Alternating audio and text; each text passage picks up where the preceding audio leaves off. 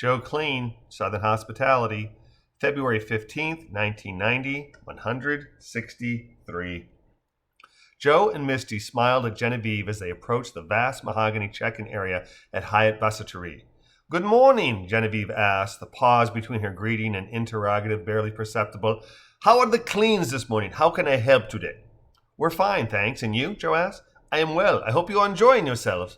"Very much," Misty replies as she places the trifold Mount Misery advertisement on the countertop.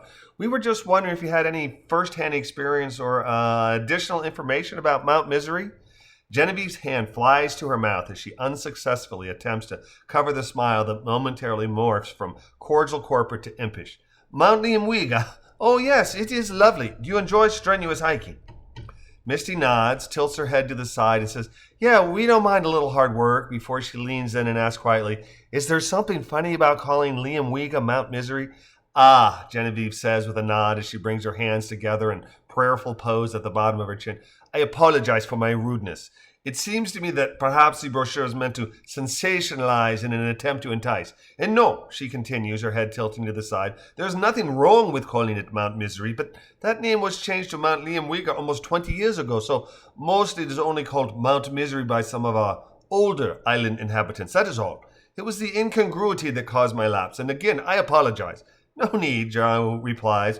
"We're just reading from the script, so most people call it Liamwiga. As far as I know, certainly people our age, but I diverted you. It is a lovely area that provides a beautiful view of the island, our flora, and if one is lucky, you may see some monkeys. There are species of plants that do far better near the peak than down at sea level. I would recommend a tour guide for your first visit to keep you from getting lost. Shall I arrange one for you?" Maybe," Misty says. "We should probably check with the others, but this is a destination you send friends to, not just a touristy thing?" "Definitely yes, and absolutely not," Genevieve answers. "I go with my friends regularly, and it is most definitely not just for tourists." "Will you be using our transportation?" Joe looks to Misty, who shrugs. "We can call our driver and see if he's available. Otherwise we will." "Ah, you do know that we provide a shuttle service around the island, don't you?" Genevieve asks. "It runs from 6:30 in the morning until 12:30 at night and circles the ring road, stopping at 10 locations, including the trailhead for Mount Liamwiga." "No," Misty says, smiling and shaking her head. "We didn't. Not to be indelicate, but if we take a guided tour and you book us, is there a financial incentive for you?" "Oh, no, please," Genevieve says quickly. "I mean, the answer is yes, but it is not much and it in no way affects your ticket price. As I said, staying on the trail can be difficult if one is not familiar with the twists, turns, and branches. That is all." Misty holds her left hand up, palm facing Genevieve. No, I understand. I just want to know if there's a benefit to you if we book through you rather than on our own, that's all."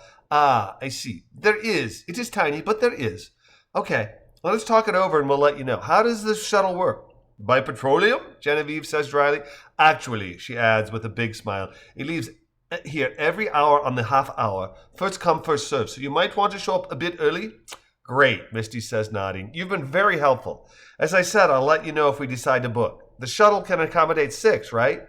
"Oh, yes. It will seat 15. If you arrive early, I cannot imagine you having a problem." "Great," Misty says. "Thank you. You've been very helpful." "You're most welcome," Genevieve says. "One more thing. Bring water. There's none available along the way." "Thanks, we will," Joe says with a wave and a smile as he and Misty head back to Suite 2C.